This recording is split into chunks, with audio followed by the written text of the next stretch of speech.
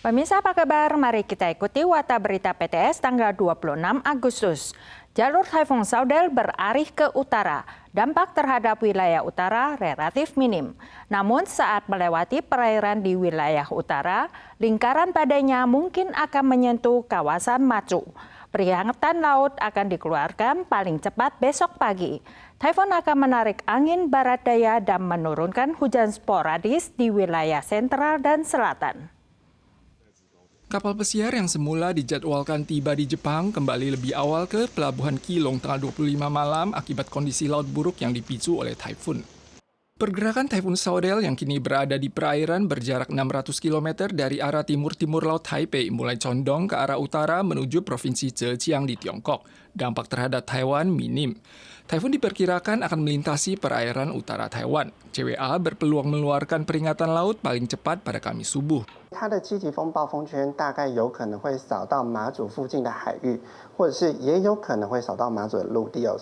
Intensitas taifun diperkirakan berangsur melemah seiring kondisi atmosfer dan laut yang kurang kondusif. Selain Matsu yang mungkin berada di jarak terdekat dengan pusaran angin, taifun ini akan menarik angin barat daya saat melintasi perairan utara Taiwan dan menurunkan hujan lebat sporadis di wilayah sentral dan selatan hingga tanggal 28.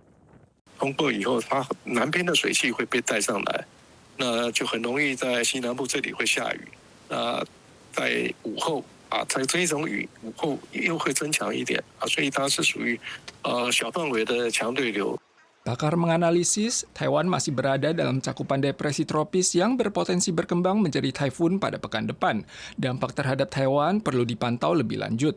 Kondisi atmosfer sepekan mendatang tetap tidak stabil. Konveksi termal kuat pada sore hari berpotensi menurunkan hujan berdurasi panjang. Hujan lebat selama beberapa hari membuat 5 jalanan di Kaohsiung amblas dalam 3 hari terakhir. Pemprov meluncurkan program bantuan bencana banjir. Selain subsidi pemerintah pusat sebesar 35.000 dolar Taiwan, Pemkop Kaohsiung menambah bonus 10.000 dolar Taiwan untuk pengusaha, pabrik dan rumah tangga yang perabotan elektroniknya terendam banjir di bawah 50 cm. Hujan deras tanggal 25 malam yang tak sempat mengalir membuat selokan di distrik Kusan Kaohsiung meluap dan menimbulkan genangan air setinggi 20 cm. Curah hujan tinggi ditambah dengan air yang dipompa ke atas jalan membuat banjir semakin parah. Ditjen Sumber Daya Air segera melakukan penanganan. Sebagian besar banjir telah surut tanggal 26 pagi. Beberapa rumah warga yang dipasang papan penghalang banjir mengalami kerusakan lebih ringan. Namun sebuah pusat perawatan pasca persalinan di sekitarnya terdampak parah saat banjir menerjang area parkir bawah tanah. Lebih dari 30 unit kendaraan mengalami kerusakan akibat tergenang air.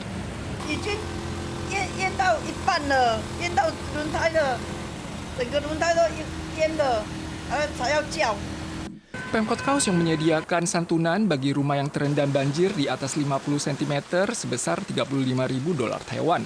Rumah yang tergenang air di bawah 50 cm atau mengalami kerusakan perabotan dapat mengajukan subsidi sebesar 10.000 dolar. Pemilik mobil dan motor berat di area terdampak menerima santunan maksimal 20.000 dolar, sedangkan pemilik motor standar disubsidi maksimal 2.000 dolar. Permohonan dapat diajukan mulai hari ini hingga 30 September.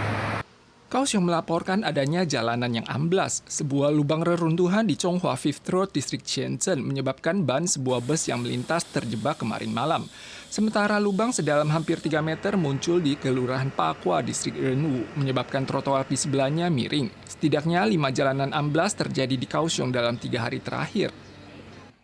Insiden kekerasan terjadi di aula stasiun Taipei kemarin malam. Seorang pria mabuk membuat keonaran.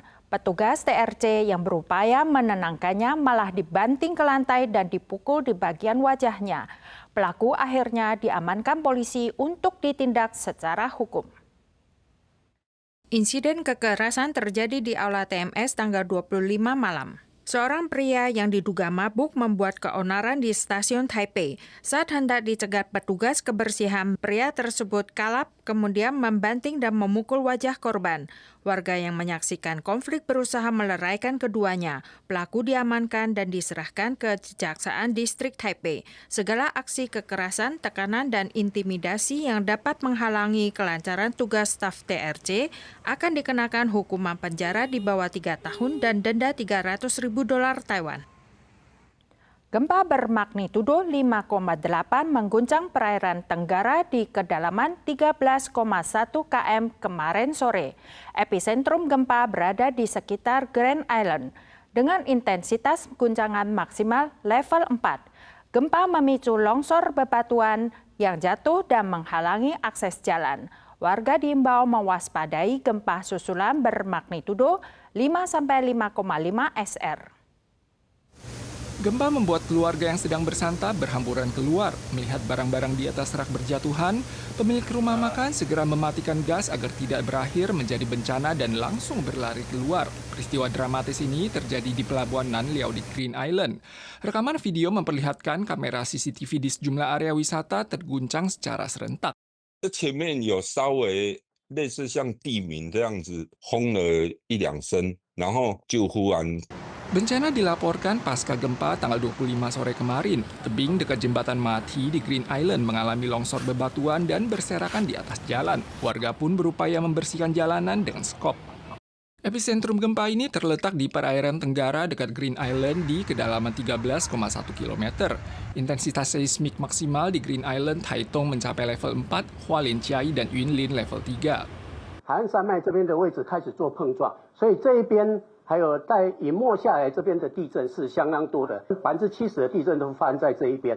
Gempa ini merupakan peristiwa tunggal yang terjadi di kedalaman dangkal sehubungan dengan faktor intralempeng. Sejak 1970, CWA mencatat sekitar 25 gempa bermagnitudo di atas 5,5 di area sekitarnya.